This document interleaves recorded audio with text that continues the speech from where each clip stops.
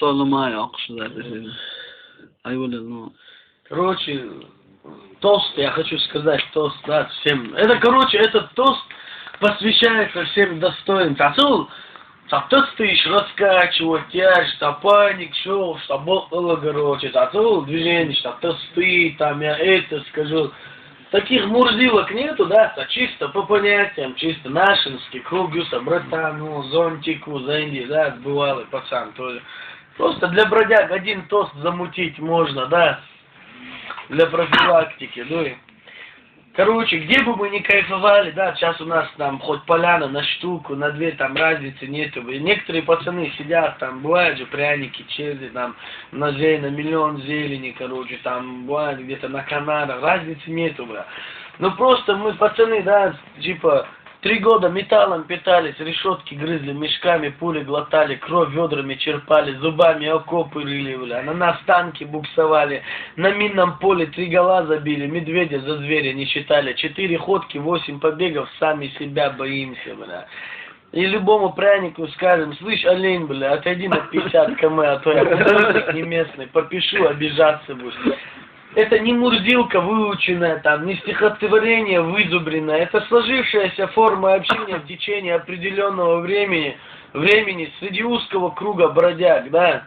Есть конкретный смысл, что мы сами раскачали вот эти термины, да, тут своя лирика получилась такая, ну и... Что я хотел сказать? Мы любому расскажем, почем пучок редиски и кто ее в земле красит. Кэтя, братка. Так вот.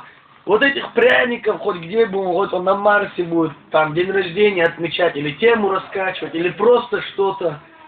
Вот этот, вот просто сок, вот стакан, полстакана нашего сока, их поляна не стоит вот этого. Почему? Потому что там какие-то пряники, в силу каких-то возможностей, ну и там от каких-то зависят, от мамы, от папы, там, бывают черти какие-то. А здесь бродяги бывалые, пацаны, которые сами раскачивают свою судьбу, что-то рисуют, суетятся, добиваются, ну и практикой на себе поняли, что эта жизнь беспонтовая, но все равно не чтоб жизнь их имела, а чтоб они имели жизнь, суетятся и добиваются своей цели. Цель — это конечный результат. Что я хочу сказать, короче, это все посвящается всем достойным, понимаете? Только достойным посвящается. Короче, 3 мочалки оказались в пустыне Сахара. В пустыне Сахара оказались 3 мочалки.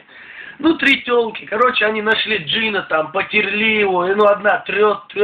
А джина в этот момент хумарила, есть, понимаешь, он отходняк у него, под капельницами, у него масти не было, выходить и чьи-то желания, мурзилки исполнять. Но они трут, и джин выскочил и говорит, ну давай по одному желанию я исполню. Джин вынырнул и говорит, одна кричит, мы хотим, чтобы мы были самыми красивыми тёлками, короче, да, с этого мира. Хорошо, они резко разрисовались. Второе желание, чтобы мы были самыми богатыми тёлками этого мира, ну и... Третье желание, короче, да.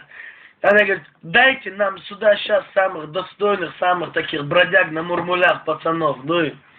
Их там много, да, в нашей Чечне, ну и в нашем достойном кругу, в нашем кругу. Но в данный момент они пожелали, вы, братва, есть у нас, вас много достойных. Просто они 3 пожелали, самых достойных, нормальных бродяг.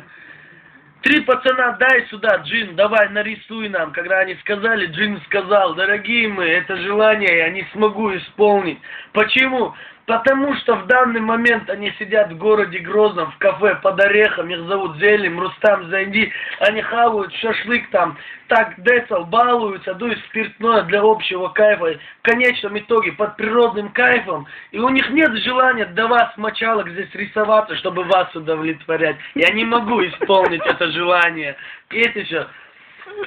Мы же друзья, дружба, как говорил великий Рустам, дружба необходима в нашей жизни, поскольку ни один человек не пожелает себе жизни без друзей, хоть у него будут все остальные блага этой жизни. Так будем же зато, бродяги, чтобы главным благом нашей жизни оставались достойные друзья.